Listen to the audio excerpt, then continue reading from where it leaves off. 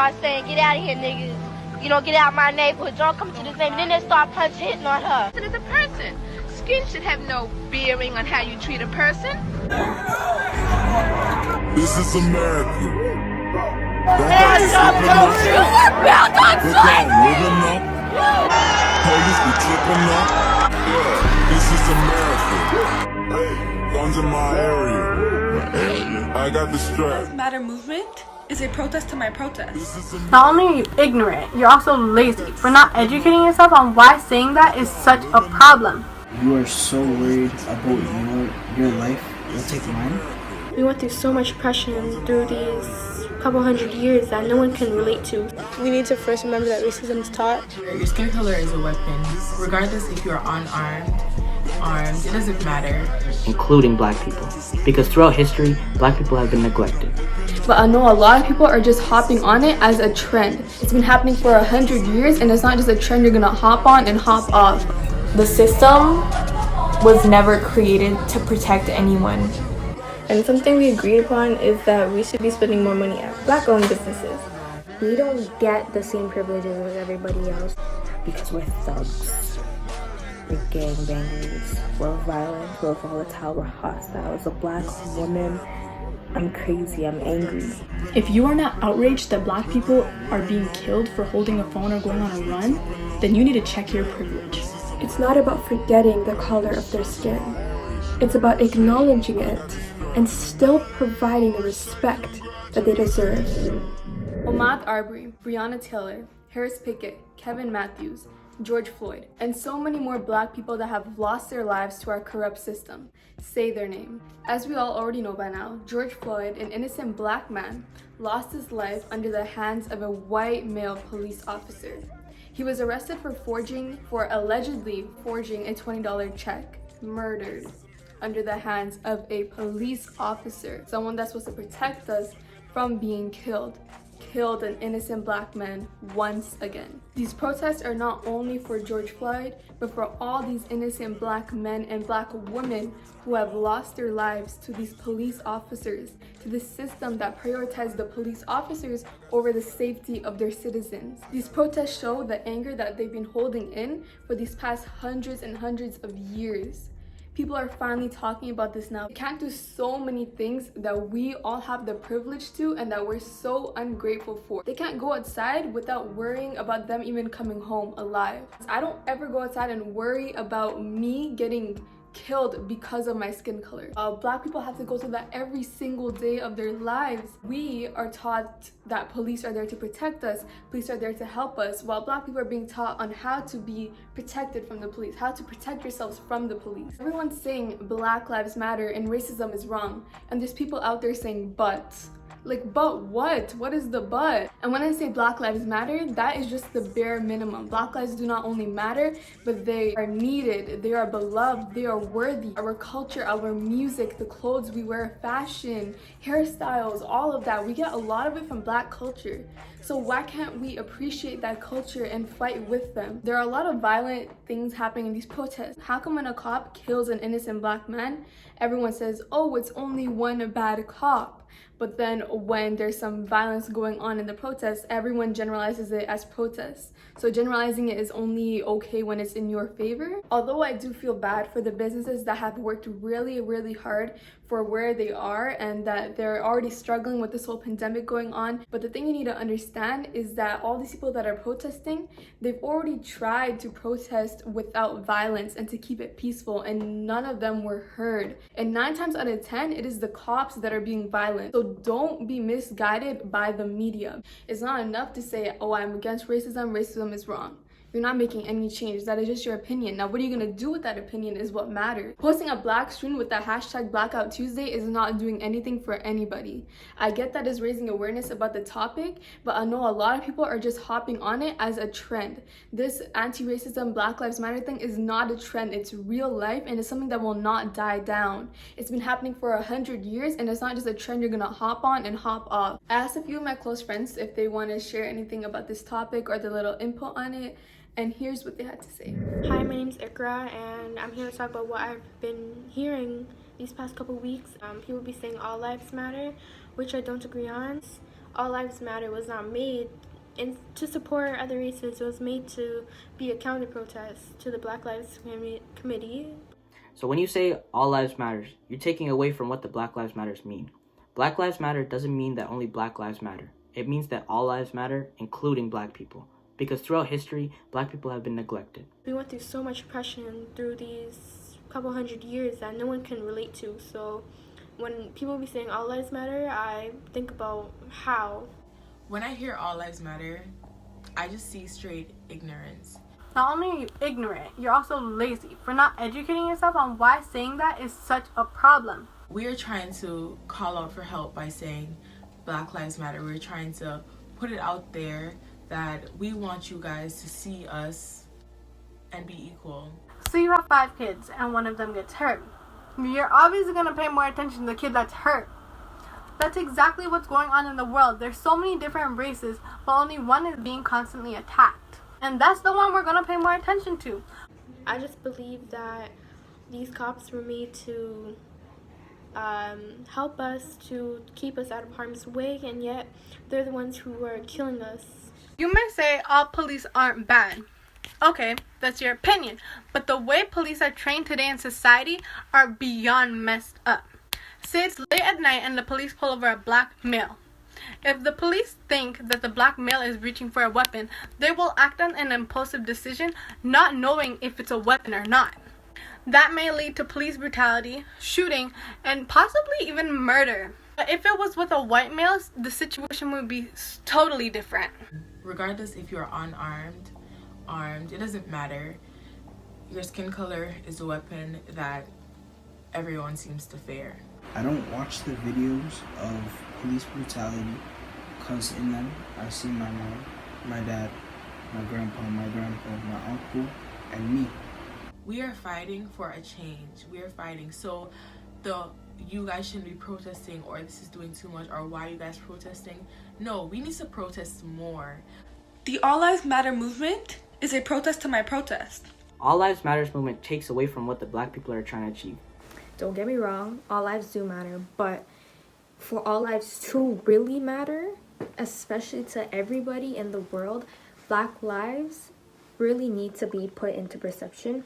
There's systematic oppression, social injustice, and all-time racism all around the world toward the Black community. And you're putting yourself in front of us, someone who is not oppressed, someone who does not face what we're facing, and you want to tell us that all lives matter. So these new movements like Blue Lives Matter, All Lives Matter is there to diminish that. It is there by the white supremacists to diminish the Black community yet again. If you cannot see what Black people have to endure every day of their lives, they can't just be Black anywhere. They can't buy Skittles, sell CDs, put a hoodie up, walk down their neighborhood without being seen as a target. That is what the Black Lives Matter movement is about, to bring justice. And I simply cannot understand how the color of someone's skin could cause so much hate in someone's heart in order for them to be murdered. You are so worried about your life, you'll take mine?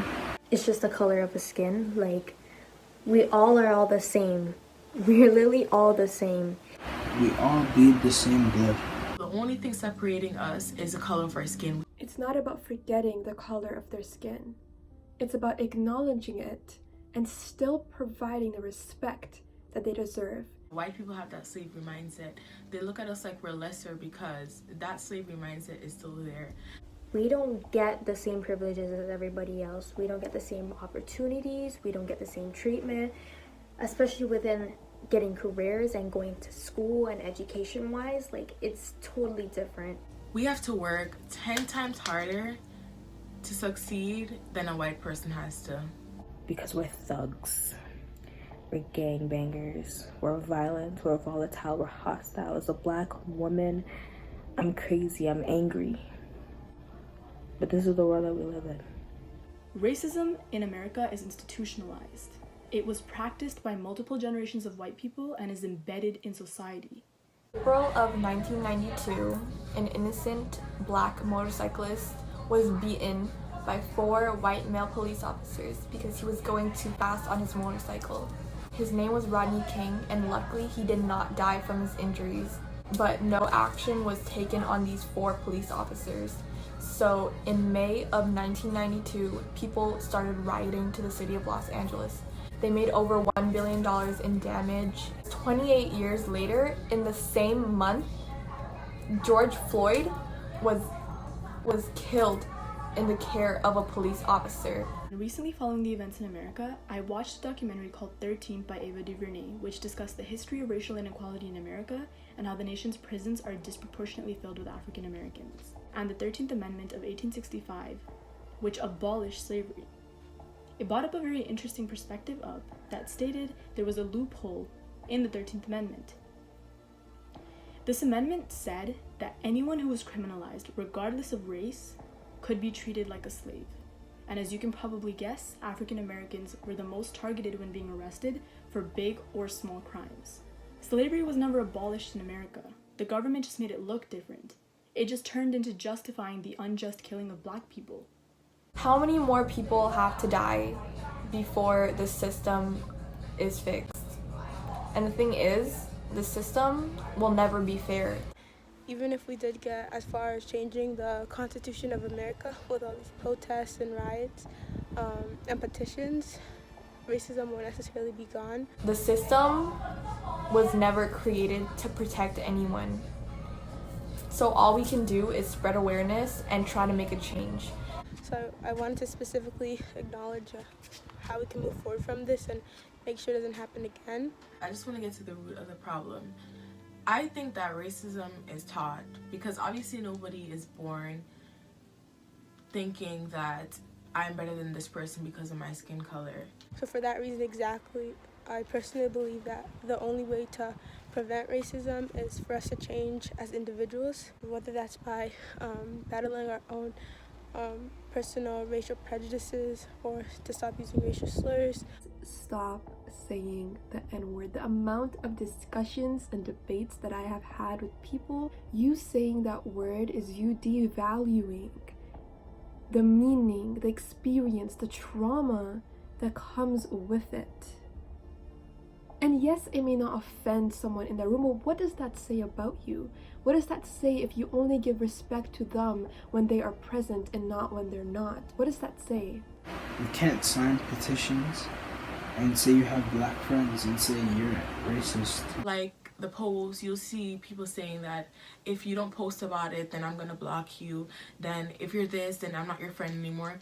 No, post about it because you're genuine. Post about it because you genuinely want to make a change. One thing I've been doing a lot is talking with my mom about the issues happening right now surrounding black people and Black Lives Matter. It's so important to have these conversations and to talk about these things with their loved ones, with their family members, to have conversations with even strangers that may disagree with you. And something we agreed upon is that we should be spending more money at black-owned businesses. So if you have a friend who's doing clothes or doing food, you know, go drop some money, support your friend and support black people. You know, if you have a friend who's doing nails, instead of going to these nail salons, go to your friend. And if you don't support racism and you want to support your people or you want to support your friends, these are the things that you need to be doing.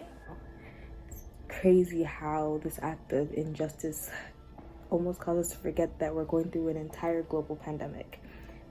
What's even crazier to me is that this act of injustice has sparked passion in so many people, no matter their age, race, religion, gender, sexuality. It's unified so many people. Everything that's going on in the world is very needed. I think it's very needed because it's been too long of peaceful protests. You know what I mean? And it's forcing us to acknowledge something that we've tried to forget. Many people like to shove these problems behind them. They believe that they don't play a role within them, and for them, ignorance is simple. Causing us to face the harsh truth that it hasn't gone away and it hasn't gotten better. If you are not outraged that black people are being killed for holding a phone or going on a run, then you need to check your privilege. You decide they're less than because of the color of their skin, something that they have no control over. But hell, if I did, I'd still choose to be black. Because man, what a beautiful and resilient color that is. And everything it stands for. You have to see the problem, understand the problem, and be part of the solution. I just hope we get better.